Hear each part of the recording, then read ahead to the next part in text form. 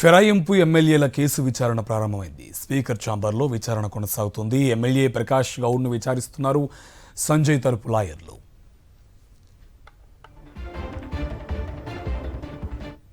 దీనికి సంబంధించి పూర్తి డీటెయిల్స్ మా కరెస్పాండెంట్ రాకేష్ మనకి లైవ్లో అందిస్తారు. రాకేష్, డీటెయిల్స్ ఏంటి? ఫిరాయింపు ఎమ్మెల్యేల కేసు విచారణ ప్రారంభమైంది, డీటెయిల్స్ అండి.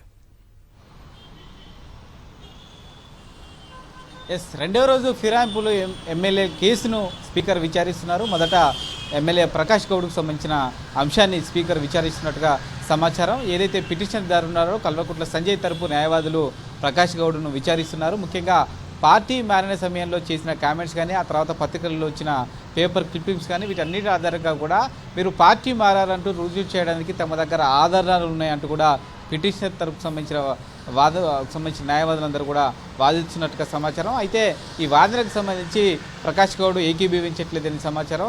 తాను పార్టీ మారలేదు, అభివృద్ధి కోసం మాత్రమే సీఎంను కలిసినట్టుగా ప్రకాష్ గౌడ్ చెప్తున్నట్టుగా తెలుస్తోంది. ఇంతకుముందుకి ఈ అంశాన్ని లేఖ ద్వారా కూడా స్పీకర్కు తెలిపే ప్రయత్నం చేశారు. తాము అభివృద్ధి కోసం మాత్రమే సీఎంని కలిసాము, ఆ సందర్భంలో గౌరవం మేరకే తమ బయట కండువాలు కప్పారు సీఎం తప్పితే ఏ రకమైన పార్టీ మినహాయింపులు కానీ చేరడం కానీ ఇలాంటి కార్యక్రమాలు చేపట్టలేదు, పార్టీకి వ్యతిరేకంగా మేము ఎలాంటి కార్యక్రమాలు చేయలేదంటూ కూడా ఎమ్మెల్యేలు చెప్తున్నట్టుగా తెలుస్తూ ఉంది.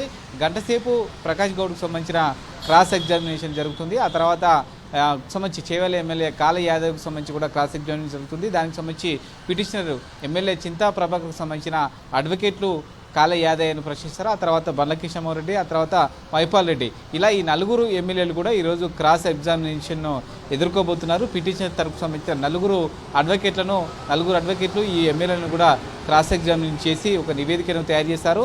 ఈ మొత్తం సంబంధించిన దాన్ని కూడా వీడియో రికార్డ్ చేస్తూ ఉన్నారు, డీటెయిల్గా నోట్ చేసుకుంటున్నారు. పూర్తిగా మొత్తం విచారణ అయిపోయిన తర్వాత అఫిడవిట్లో ఎమ్మెల్యేల సంతకాలు, అడ్వకేట్ల సంతకాలు పెట్టిన తర్వాత బయటికి వెళ్లాల్సి ఉంటుంది. ఈ యొక్క అంశాలను ఆధారంగానే స్పీకర్ నివేదిక తయారు చేసి తదుపరి నిర్ణయం కానీ లేకుంటే సుప్రీంకోర్టు ఇచ్చే గైడ్లైన్స్ ప్రకారం ఒక నిర్ణయం తీసుకునే అవకాశం కనిపిస్తుంది.